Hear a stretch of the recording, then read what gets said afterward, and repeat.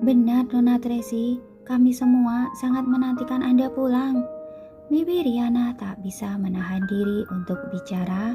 Sudah menunggu selama 2 tahun. Benar, benar. Pelayan yang lain juga ikut bicara. Saat Anda ada, rumah ini barulah mirip rumah. Benar. Bibi Nina sangat bersemangat. Hanya Anda yang merupakan nyonya rumah kami. Selamanya seperti itu. Victoria melihatnya sekilas dengan tatapan yang tajam. Bibi Nina menjadi terkejut hingga buru-buru memundur ke samping. Kalian terlalu sungkan. Tracy menatap Bibi Diana dan yang lainnya dengan berterima kasih. Kali ini aku datang hanya untuk mengantar Carlos pulang. Sebentar lagi juga akan pergi. Mami, jangan pergi. Carla tidak akan membiarkan Mami pergi. Carla memeluk Tracy dengan erat, takut dia pergi. Mami, aku juga tidak akan membiarkan Mami pergi. Carlos juga merangkul lengan Tracy dengan erat. Jika Mami mau pergi, kami akan pergi bersama Mami. Carlos menarik tangan Daniel dengan panik lalu mengingatkan dengan suara kecil. Papi, cepat bicara. Baru saja Daniel hendak berbicara, pada saat ini terdengar bunyi sesuatu yang jatuh. Tiba-tiba Victoria jatuh dari tangga. Nona Victoria. Beberapa perawat buru-buru memapahnya. Liva berkata sambil menangis, Anda terlalu bersikeras dengan tubuh Anda yang terluka. Anda menjaga orang tua dan anak kecil, serta menyelamatkan tuan muda dan tuan putri. Anda memedulikan keselamatan diri sendiri, sehingga Anda terluka seperti ini. Kemudian dia merengut kepada Daniel. Presiden Daniel, cepat lihat nona kami. Luka di pinggangnya terbuka lagi, kakinya juga terkilir. Daniel mengerutkan kening, tidak ada niat untuk menghampiri. Apa yang terjadi? Pada saat ini Johnson berlari turun ke bawah lalu buru-buru bertanya, Kamu baik-baik saja? Kenapa malah jatuh dari tangga? Nanti masih harus pergi ke rumah sakit untuk mengobati tuan besar. Harus bagaimana ini? Kira-kira karena menyebut tuan besar, Daniel pun maju menghampiri lalu memapah Victoria untuk berdiri. Tidak apa-apa kan? Kenapa tidak hati-hati? Aku tidak apa-apa. Victoria membuat isyarat tangan dengan lembut. Melihat Carlos dan Carla jatuh dari tangga, aku tidak berpikir terlalu banyak, langsung bergegas menghalangi. Yang penting mereka baik-baik saja.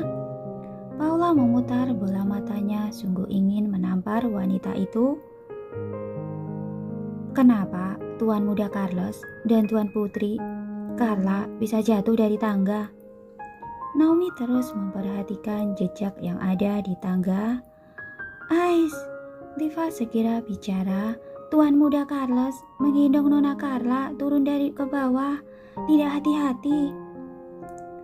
Ajal bicara.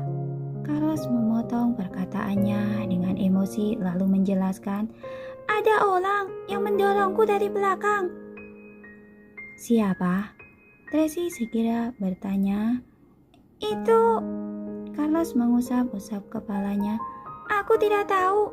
Aku tidak melihat dengan jelas, tapi aku berani memastikan bahwa ada orang yang mendorongku dari belakang. Siapa yang begitu bernyali hingga berani mendorong kalian di rumah ini? Carlos mengepalkan tangannya dengan marah. Mungkin saja ada orang yang sengaja bersandiwara. Paula memelototi Victoria dengan marah. Victoria menjadi takut hingga bersembunyi di pelukan Daniel, lalu membuat isyarat tangan dengan panik. Hei Nona, untuk apa kamu menatapku seperti itu? Saat itu aku ada di lantai bawah, lalu segera menghadang Carlos dan Carla. Pada saat-saat genting itu, bagaimana mungkin mendorong mereka? Mungkinkah aku bisa membagi diri? Apa dirimu yang lain kurang banyak? Paula melirik beberapa perawat itu. Apa maksudmu? Tidak disangka kamu berani menuduh putriku. Johnson bertanya dengan marah. Ini adalah rumah keluarga Wellens, bukan keluarga Moore. Untuk apa kalian orang luar menggila di sini? Bicara seolah-olah kamu bukan orang luar saja. Paula membalas tanpa sungkan. Kamu, Johnson benar-benar sangat emosi. Nona Tracy, bawahanmu terlalu gila. Perkataannya benar. Tracy langsung melindungi bawahannya. Johnson menjadi tak bisa berkata-kata.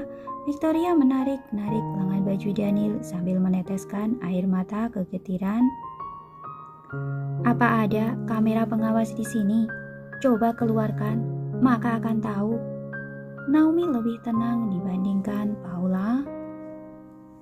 Ini adalah rumahku, mana mungkin ada kamera pengawas. Akhirnya Daniel bicara. Aku bahkan tidak berbicara. Kenapa kalian berdua terus menuduh di sini?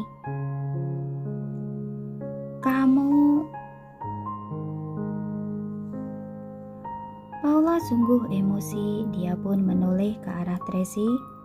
Kelihatannya kamu mau melindungi kesalahannya. Tracy menyerahkan Carla kepada Naomi lalu menatap Daniel. Benar saja, setelah ada ibu tiri, anak-anak sudah tidak disayang lagi. Omong kosong apa yang kamu katakan? Daniel mengerutkan keningnya. Kalau begitu, anak-anak ikut denganku saja. Tracy malas berbicara omong kosong dengannya, maka dia langsung membuat gerakan tangan dan pengawal wanita segera menggendong ketiga anak itu pergi keluar. Tracy, berhenti. Daniel berseru dengan marah. Kamu mengira ini adalah keluarga Moore, di mana kamu bisa membuat seenaknya? Mereka bermarga Wellens. Mereka adalah anakku, Daniel Wellens. Aku yang melahirkan mereka. Mereka adalah anakku. Tracy sama sekali tidak menunjukkan kelemahannya. Anak-anak terus jatuh sakit dan terluka saat berada di sisimu. Sebagai seorang ayah, jika tidak mampu melindungi mereka, maka kembalikan anak-anak padaku. Siapa bilang aku tidak mampu melindungi mereka? Lalu, kenapa Carla mengalami masalah begitu pulang ke rumah? Dia diracuni saat di tempatmu. Jangan ribut lagi! Carlos berseru dengan marah. Pada saat ini, tiba-tiba Carla terus muntah tanpa henti sehingga mengotori tubuh Paula. Astaga, Carla! Paula berteriak dengan panik. Carla! Tracy dan Daniel segera menghampiri pada waktu yang sama. Tracy memeluk Carla lalu memeriksa dengan panik. Carla, ada apa denganmu? Kamu jangan menakuti Mami. Kenapa bisa seperti ini? Daniel menjadi panik. Kondisi ini hampir sama dengan saat pertama kali sakit. Mami. Carla berbicara sambil menangis lalu mulai muntah tanpa henti lagi. Carla. Carlos dan Carla sangat terkejut. Cepat, bawa ke rumah sakit. Bawa ke rumah sakit. Tracy sangat panik. Minggir, di sini ada dokter. Johnson buru-buru mendorong Victoria. Biar aku periksa. Victoria membuat isyarat tangan dengan panik. Tracy mencekik leher Victoria dengan ganas dan menahannya di lantai bagaikan induk harimau yang sedang mengamuk lalu meraung dengan penuh kemarahan. Jika terjadi sesuatu pada putriku, aku akan membunuh seluruh keluargamu. Victoria langsung merasakan aura kematian, matanya dipenuhi rasa takut. Apa yang kamu lakukan? Cepat lepaskan. Saat Johnson hendak maju untuk menghadang, Naomi malah mendorongnya. Beberapa perawat itu juga berdiri di samping dengan takut-takut, bahkan tidak berani untuk bernafas dengan kencang. Tracy, tenang. Daniel menarik tangan Tracy lalu menasihati dengan panik, "Lepaskan tanganmu, biarkan dia mengobati Carla dulu. Kalau tidak, Carla akan kehilangan nyawanya." Tangan Tracy perlahan-lahan melepaskan leher Victoria. Dia mencubit pipi Victoria dengan kencang lalu memberi peringatan sambil menggertakkan gigi. "Kamu dengarkan aku baik-baik. Terserah saja jika mau merebut priaku. Tapi jika kamu berani menyakiti anak-anakku, maka aku akan memotong dagingmu sepotong demi sepotong. Mengerti?" Victoria sangat ketakutan hingga sekujur tubuhnya gemetar sambil mengangguk tanpa berhenti. "Sekarang juga, segera obati Carla." Tracy menariknya. Victoria hampir saja jatuh tersungkur. Johnson pun buru-buru maju untuk memapahnya. Kemudian Paula menggendong Carla kembali ke kamar. Beberapa pengawal wanita yang lain juga ikut untuk mengawasi pengobatan yang Victoria berikan. "Mereka, pasti mereka!" Carlos mengepalkan tangannya dan menunjuk Liva dengan penuh emosi. "Carlos, apa yang kamu lihat?" Carlos segera bertanya. "Mereka memaksa Carla minum obat. Saat aku menendang mangkok obat itu, dia ingin memukulku."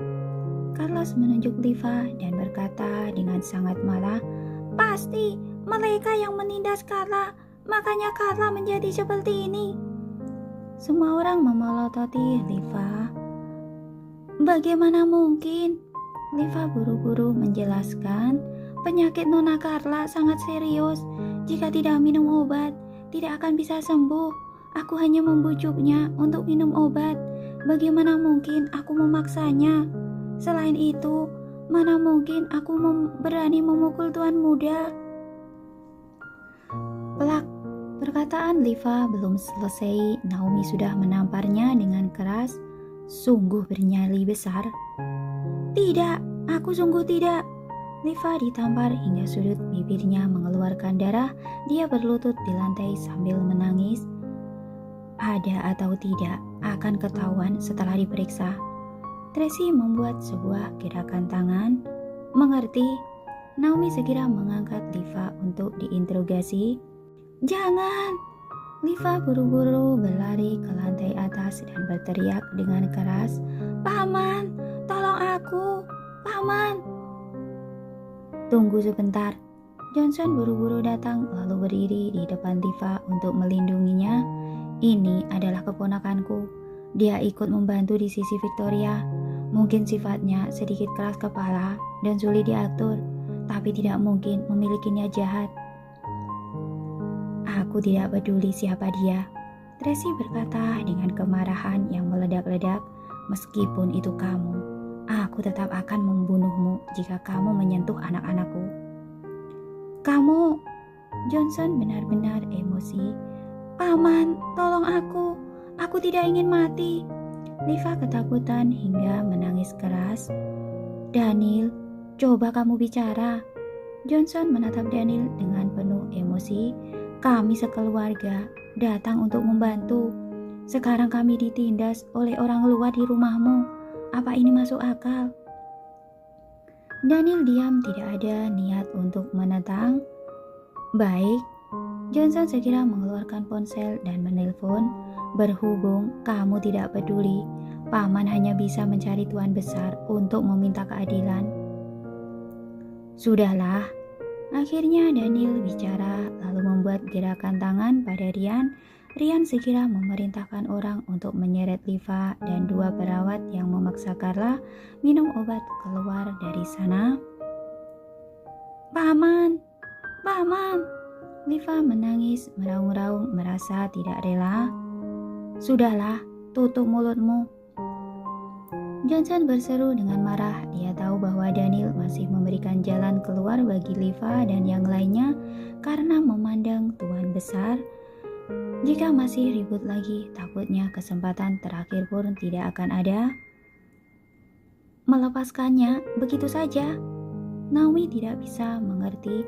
Bukankah seharusnya menginterogasinya? Tracy menatap Daniel dengan dingin, tatapan matanya sangat rumit. Apa yang sebenarnya Daniel lakukan? Jika dibilang dia sakit hingga menjadi linglung, tetapi matanya tetap terlihat sangat fokus, otaknya tidak terlihat bermasalah. Jelas-jelas Liva bermasalah. Jika memeriksanya, maka akan ketahuan dalang di belakangnya. Namun, pria ini malah tidak melakukannya. Meskipun sedikit takut terhadap Tuan Besar, tetapi tidak perlu sampai harus mundur dalam masalah seperti ini kan? Dalam hal ini, meskipun ribut di tempat Tuan Besar juga pasti akan memeriksa Liva sampai tuntas.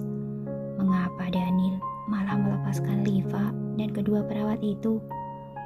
Mengapa tidak bersedia memeriksa sampai tuntas? Mungkinkah dia sungguh mencintai Victoria, berada di pihaknya? Namun, meskipun Daniel mencintai Victoria, tetapi tidak boleh sampai mengambil keselamatan anak sebagai taruhan. Ini tidak seperti dia. Sebenarnya, apa yang ingin dia lakukan? Masalah ini sampai di sini saja. Siapapun tidak boleh mengungkitnya lagi. Daniel memberikan peringatan dengan nada dingin, kemudian mengusir Johnson secara halus. Paman Johnson, hari ini Paman sudah sibuk seharian. Seharusnya sudah lelah. Cepatlah pulang untuk beristirahat. Sejak awal, Paman memang ingin pulang. Johnson meraba sangat canggung. Hanya saja, sore ini Paman sudah berjanji akan membawa Victoria untuk bertemu dengan Tuan Besar. Johnson sangat cerdas. Ia tahu bahwa Victoria tidak akan bisa melalui hari-hari dengan baik saat Tracy ada di sini, maka dia pun ingin membawa Victoria pergi. Aku akan memberitahu Paman Sanjaya bahwa hari ini Victoria tidak bisa pergi. Daniel berkata dengan datar, kondisi kakekku sudah stabil. Sekarang harus fokus pada Carla. Benar juga. Johnson mengangguk. Kalau tidak, setelah Victoria selesai mengobati Carla, barulah dia pulang bersama Paman. Sekarang penyembuhanku dan Carla harus mengandalkannya. Bagaimana dia bisa pergi? Daniel menatap Johnson dengan tatapan penuh arti. Tapi Johnson sedikit merasa serba salah. Pada saat ini seorang perawat datang menghampiri. Tuan Johnson, Nona Victoria meminta Anda pulang dulu.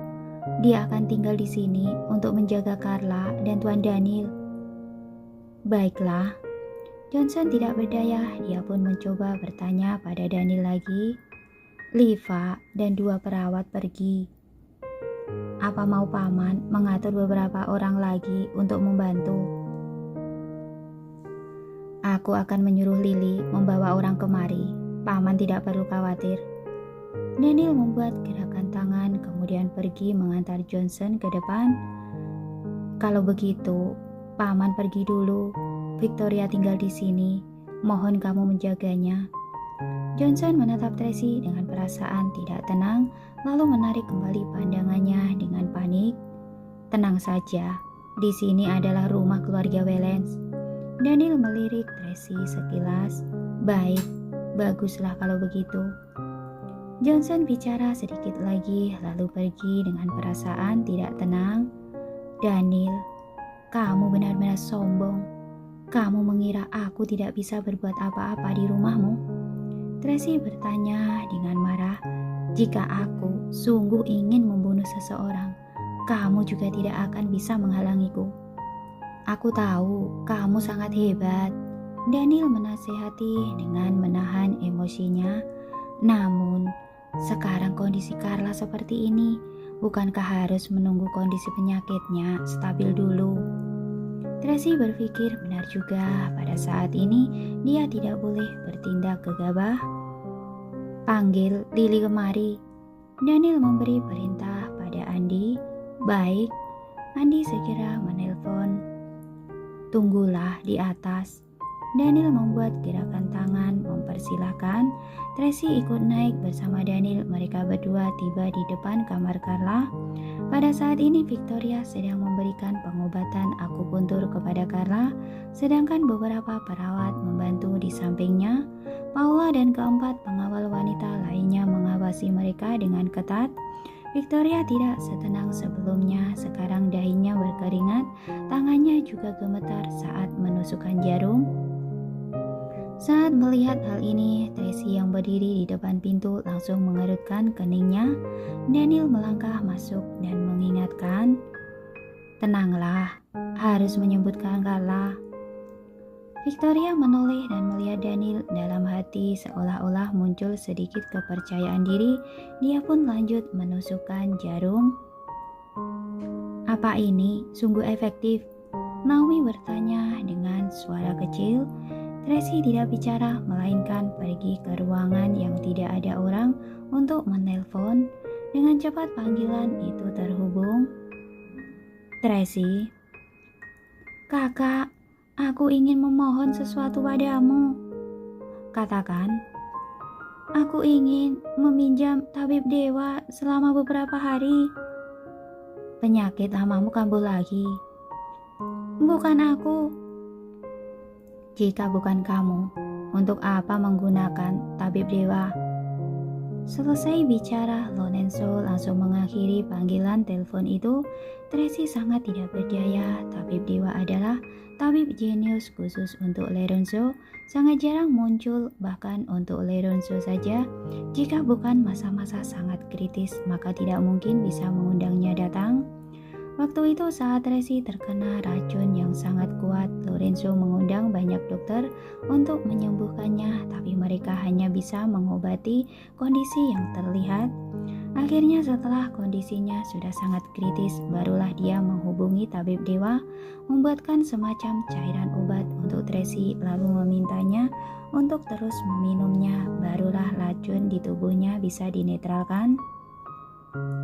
Melihat kondisi Carla, Tracy merasa sangat khawatir. Jadi dia menelpon Lorenzo untuk memintanya mengundang tabib dewa datang kemari. Tetapi tidak disangka, Lorenzo langsung menolak. Apakah sekarang sungguh hanya bisa berharap pada Victoria? "Sudah dimuntahkan, sudah dimuntahkan." Dari luar terdengar suara Paula yang bersemangat. Tracy buru-buru keluar. Carla memuntahkan seteguk darah beracun, lalu mulai menangis kencang. Victoria kelelahan hingga tertunduk lemas di lantai sambil menyeka keringat di dahinya. Dia benar-benar ketakutan. Jika kali ini tidak bisa menyelamatkan Carla, Tracy pasti akan langsung membunuhnya. "Carla." Daniel maju dan memeluk Carla, lalu menghiburnya dengan lembut. "Jangan takut. Jangan takut, Papi ada di sini." "Mami, aku mau Mami." Carla merentangkan tangan mungilnya dan memanggil, "Mami." Tracy segera menghampiri dan menggenggam tangan Carla. "Mami ada di sini." "Mami." Carla masuk ke dalam pelukan Tracy, lalu memeluk lehernya dengan sangat erat. "Mami, jangan pergi, jangan tinggalkan Carla." "Mami, tinggallah di sini." Carlos memeluk kaki Tracy, tidak bersedia melepaskan, sambil berkata dengan berlinang air mata, "Anak yang tidak memiliki mami, jangan menderita. Mami tidak ada, kami sungguh menyedihkan." Daniel tidak bisa berkata apa-apa. Anak ini berbicara seolah-olah mereka terus ditindas di rumah ini.